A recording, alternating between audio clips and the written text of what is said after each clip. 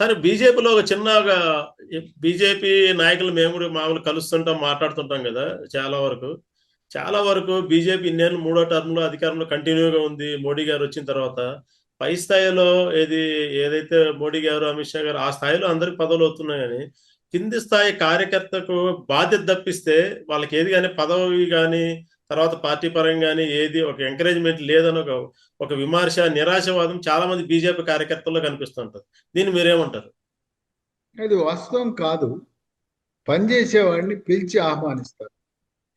పని చేయకుండా నేను ఇంట్లో కూర్చుని నాకు పదవి ఇవ్వండి, పార్టీ పదవి ఇవ్వండి, నామినేటెడ్ పదవి ఉంటుంది సమంజసం కాదు. తర్వాత నేను 40 ఏళ్ళు దీంట్లో ఉండా, నేనేం పని చేయను, రూపాయి ఖర్చు పెట్టను, పార్టీ ఆఫీస్కి రాను, మరి మీటింగులకు రాను అని. ఇప్పుడు హిందూ సమ్మేళనాలు జరిగినాయి. హిందూ సమ్మేళనాలు ప్రతి బస్తీలో కూడా సమావేశాలు జరిగినాయి. వాటిలో నీ పాత్ర ఏంటి? అసలు వాడు పనిచేసే వాళ్ళకి తప్పనిసరిగా పదవులు ఇస్తారు, పార్టీ పదవులు ఇస్తారు, నామినేటెడ్ పదవులు ఇస్తారు. కనుక అది విమర్శలు కరెక్ట్ కాదు. నేను జనసంఘ నుంచి ఇప్పుడు దాకా ఉన్నా. ఏంటయ్యా జనసంఘ నుంచి ఉన్నావు సరే, నువ్వు రాసివు. నువ్వు 365 రోజులు ఎన్ని రోజులకు పార్టీ కార్యాలయానికి వచ్చావు, ఏం కార్యక్రమాలు చేసావు, నువ్వు రాసివు. ఏమి ఇవ్వకుండా నేను జనసంఘం అంటే ఏంటి? జనసంఘం ఎవడు కావాలి నీకు? జనసంఘం ఇవాళ ఈ సంవత్సరంలో నువ్వు ఎన్ని మా పార్టీ మీటింగ్లకు హాజరయ్యావు, ఎన్నికల్లో నీ పాత్ర ఏంటి, రూపాయలు ఎన్ని ఖర్చు పెట్టావు? ఇదే పార్టీ అంటే మనం అందరం కదా ఖర్చు పెట్టుకోవాల్సింది. పార్టీ కార్యకర్త ఎవరి డబ్బు వాళ్ళు ఖర్చు పెట్టుకోవాలి. అయినప్పుడు ఏమీ లేకుండా నేను జనసంఘం నుంచి ఉన్న 30 ఏళ్ళు సీనియారిటీ, 25 ఏళ్ళు సీనియారిటీ కాదు. నిన్న మొన్న వచ్చిన వాడు కూడా బాగా పనిచేసి ఉధృతంగా జనంలో ఉంటే జనాదరణ పొందేవాడికే ఇస్తాం పార్టీ పదవులు, వాళ్ళకే. అట్లాగే ఇప్పుడు సీనియర్లు అంటున్నారు కదా, జనసంఘ్ బ్యాచ్ అంటున్నారు కదా, వాళ్ళని ఆదరించే గౌరవం ఎప్పుడంటే ఈ పద్మశ్రీలు, పద్మవిభూషణలు ఇచ్చినట్టుగా రేపు పార్టీ అధికారంలోకి వస్తుంది. అధికారంలోకి వచ్చినప్పుడు అక్కడ నామినేటెడ్ పదవుల అర్హత ఉంది. అంతేగాని ప్రత్యక్ష రాజకీయాల్లో వాళ్ళు నిలబడలేరు. ఇవాళ ఆంధ్రప్రదేశ్ లో కూటమి ప్రభుత్వం అటు చంద్రబాబు నాయుడు కావచ్చు, పవన్ కళ్యాణ్ గారి చలవతోనే బీజేపీ వాళ్ళు పదవులు పొందుతున్నారు అనుకోవచ్చా ఆంధ్రప్రదేశ్ లో? ఎందుకంటే ఆంధ్రప్రదేశ్ బీజేపీ నాయకులు ఏ రోజు నామినేటెడ్ పదవులు మొహాలు చూసిన వ్యక్తి అయితే కాదు. ఈ రోజు వాళ్ళిద్దరు దీంతో ఆశీస్సులే అనుకోవచ్చా? ఏంటి ఆశీస్సులు? బీజేపీ లేకపోతే చంద్రబాబు నాయుడు ముఖ్యమంత్రి కాడు. బీజేపీ లేకపోతే ఎన్నికే లేదు. జగన్మోహన్ రెడ్డి మాచర్లో ఏ విధంగా మొత్తం స్థానిక సంస్థలు ఇట్లా ఎన్నికల్లో మొత్తం దోపిడీ చేసి అరాచకం అక్రమాలతో గెలిచేసేవాడు, బీజేపీ రంగంలో లేకుండా ఉంటే చంద్రబాబు నాయుడు ముఖ్యమంత్రి అవ్వటము, ఈ 164 సీట్లు రావడం అసంభవం. బీజేపీ కేంద్ర ఎన్నికల సంఘం సక్రమంగా ఎన్నికలు జరపడంలో చక్కటి పాత్ర పోషించబట్టే చంద్రబాబు నాయుడు వాళ్ళ ముఖ్యమంత్రి అయ్యాడు.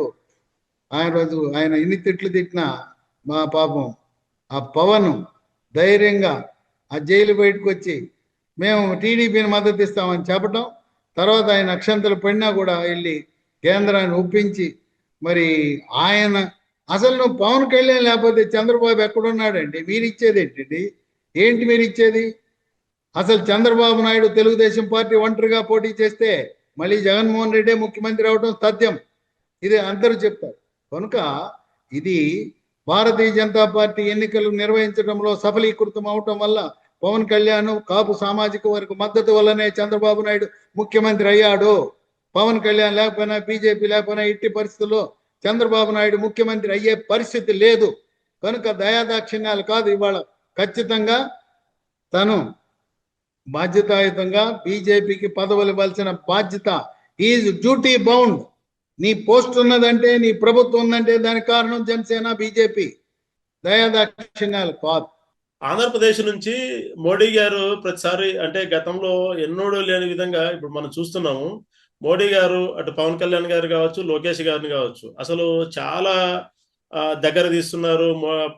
లోకేష్ గారు ప్రతిసారి ఢిల్లీకి వెళ్ళిన వెంటనే చాలా ఫాస్ట్ గా ప్రాజెక్టులకు అనుమతులు వస్తున్నాయి, అపాయింట్మెంట్లు వస్తున్నాయి, చాలా ఇది ఉంటుంది. అంటే ఈ సినారియోను బట్టి, అంటే ఇది బట్టి 2029 లోపు ఆంధ్రప్రదేశ్ కు లోకేష్ గారు ముఖ్యమంత్రి అయ్యే ఛాన్స్ ఉందంటారు? ఎందుకంటే మీరు కూటమిని చాలా దగ్గరగా చూసి ఆ కూటమిలో ఒక భాగస్వాములు కాబట్టి. మేము అవతల వారి ఇంటి వ్యవహారాల్లో జోక్యం చేసుకోం.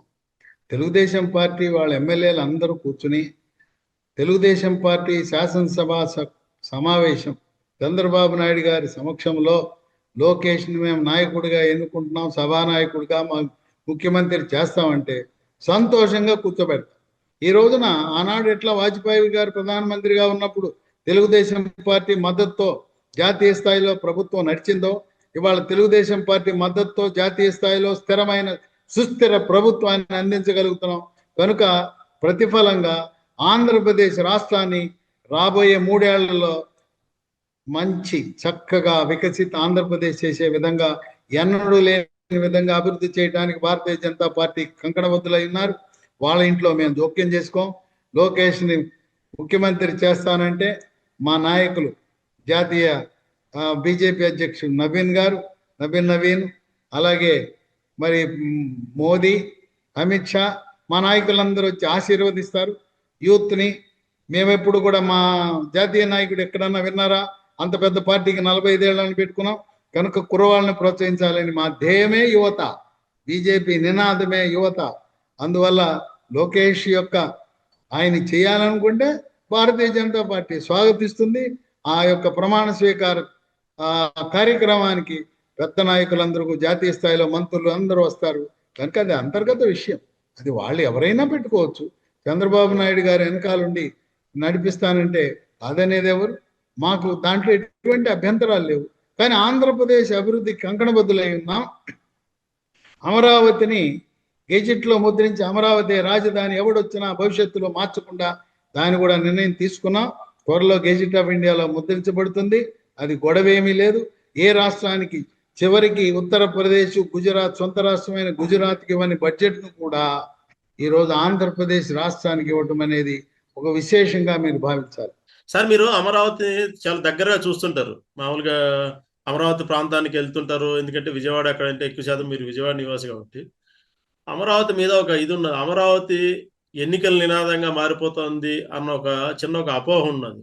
అంటే గత 5 ఏళ్ళలో ముఖ్యమంత్రి చంద్రబాబు నాయుడు గారు ఉన్నప్పుడు ఓకే, ప్లానింగ్ దాని వరకు జరిపింది. ఈ 5 ఏళ్ళలో ఇప్పటికి దాదాపు మనం సెకండ్ ఇయర్ కంప్లీట్కి దగ్గర వచ్చేసాము. ఈ 3 ఏళ్ళలో అమరావతికి ఒక రూప్ వచ్చే అవకాశం ఉందంటారా? గ్యారంటీగా వస్తుంది. ఒకటి గమనించాలి సార్, ఇది కోస్తా ప్రాంతం. ఇక్కడ జూలై నుంచి మొదలుపెట్టి సుమారుగా నవంబర్ వరకు మనం చేసే పని చేయలేం సార్. లోపల బిల్డింగ్ లోపల పనులు చేసుకోగలం, కానీ పునాదులు వేయటం, బయట పనులు చేయలేం. ఇప్పుడు ప్రారంభమైంది. ఇప్పుడు నవంబర్లోనే పనులు ప్రారంభమైనాయి. జూన్ వరకు చూడండి మొత్తం ఎన్ని సంస్థలు వస్తాయో. అన్ని టవర్లే. చంద్రబాబు నాయుడు గారు అడ్డంగా కడితే ఒప్పుకొని అన్నాడు, అన్ని నిలువు కట్టాలన్నాడు. ఎట్లయితే మన బొంబాయిలో నారిమన్ పాయింట్ చూస్తే ఎట్లుంటుందో, అలాగే న్యూయార్క్లో టవర్లు ఎట్లా వస్తాయో ఆ విధంగా టవర్ల రాజధాని అమరావతి. కనుక ఇప్పుడు నిర్మలా సీతారామన్ గారు వచ్చారు, ఒకే రోజు 27 టవర్లకు శంకుస్థాపన చేశారు. ఒక్కొక్క టవర్ 20, 30, 35, 40 టవర్లు అట్లా వస్తాయి. కనుక ఏదో ప్రతిపక్షాలు ఊసుబాకు ఏవో కావాలని విమర్శలు చేస్తుంటారు.